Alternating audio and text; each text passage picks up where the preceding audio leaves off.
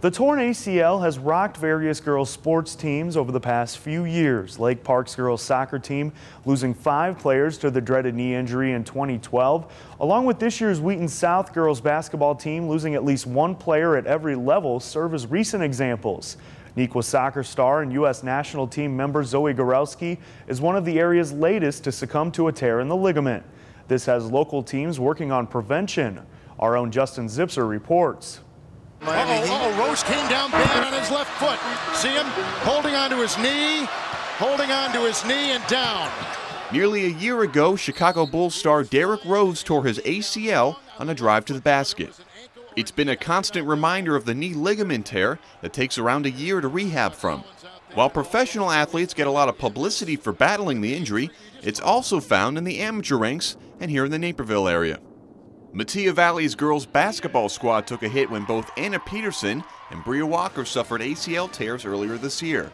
And during the soccer offseason, Nequa Valley star and future UCLA Bruin Zoe Gorelski tore her left ACL playing overseas for the under-20 U.S. national team. Lake Park was hit hardest last season. 5 different players tore an ACL. There's almost 3-to-1 ratio of ACL injuries in female athletes compared to male athletes in comparable sports. Estrogen doesn't produce as much muscle mass as testosterone, so female athletes are more susceptible to the injury when cutting up the field or landing on the court after a jump shot. Some athletic programs, like Nequa Valley, have made core strength building a central part of their off-season workout regimen to help prevent knee injuries. We use a lot of bands where they do leg exercises that help strengthen their muscles in their legs, so it helps prevent the ACL. With research, we found that the control of the hips will actually control the angle of the knee when you're landing and cutting and running and things like that. So good prevention programs do a lot with hip strengthening.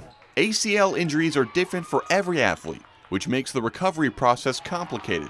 The timeline for one person may not work for another. To compare between sports and between people and between male versus female, it's not an easy thing to do and not something that people should do.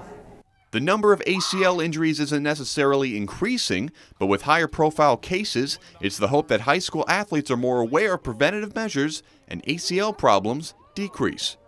I'm Justin Zipser for Naperville Sports Weekly.